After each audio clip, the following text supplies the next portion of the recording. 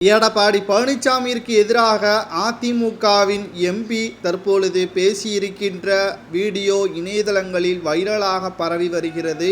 அவதூறு வழக்கை பரப்பும் விதமாக எடப்பாடி பழனிசாமி அவர்கள் அதிமுகவின் முன்னாள் எம்பி கே.சி. பழனிசாமி மீது அவதூறாக பேசியதன் காரணமாக அவர் வழக்கு ஒன்றை பதிவு செய்திருந்தார்.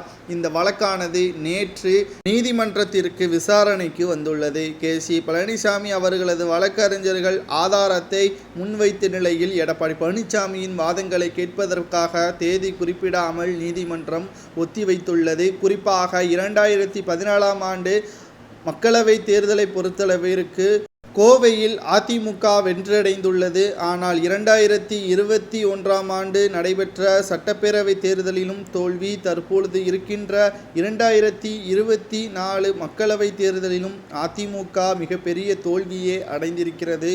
ஆனால் அண்ணாமலை அவர்கள் பாஜகவை எதிர்க்கக்கூடிய வகையில் எடப்பாடி பழனிசாமி அவர்கள் பேசுகின்றேன் என்று நினைத்து கொண்டு அதிமுகவின் தோல்விக்கு அவர் உறுதியாக இருக்கிறார் என்பது இதன் மூலமாக தெரிய வருகிறது. 2024 மக்களவை தேர்தலை பொறுத்தளவிற்கு அதிமுக 3வது இடத்திற்கு கோவையில் தள்ளப்பட்டுள்ளது. விக்கிரவாண்டி இடைத்தேர்தலில் அதிமுக போட்டியிடவில்லை. அப்பொழுது அதிமுகவின் ஆதரவாளர்கள் யாருக்கு ஓட்டுக்களை செலுத்துவார்கள்?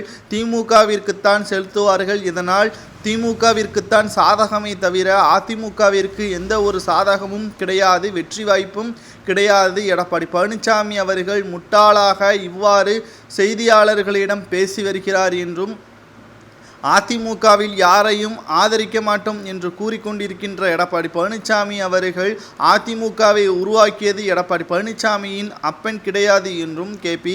பழனிசாமி அவர்கள் கடும் கோபத்தில் கூறியுள்ளார். இன்னும் எடப்பாடி பழனிசாமி அவர்கள் கிளை செயலாளர்கள் போல்தான் செயல்பட்டு வருகிறாரே தவிர பொதுச் செயலாளர் பதவிற்கான மாண்பு அவரிடம் தற்பொழுது வரை இல்லை என்றும் கட்சியிலிருந்து நீக்கப்பட்டவர்கள் இணைக்க முடியாது என்று கூறுவது ஏன்? அதற்கான காரணம் என்ன? அதற்கான விளக்கத்தை அவரால் கொடுக்க முடியுமா என்ற கேள்வியையும் அதிமுகவின் முன்னாள் எம்பி கே.பி. பழனிசாமி அவர்கள் கூறியுள்ளார். நிச்சயமாக எடப்பாடி பழனிசாமி அவர்கள் தகுதியில்லாத தலைவராகத்தான் அதிமுகவில் செயல்பட்டு வருவதால் அதிமுக தோல்விதான் அடையும் என்றும் கூறியுள்ளார்.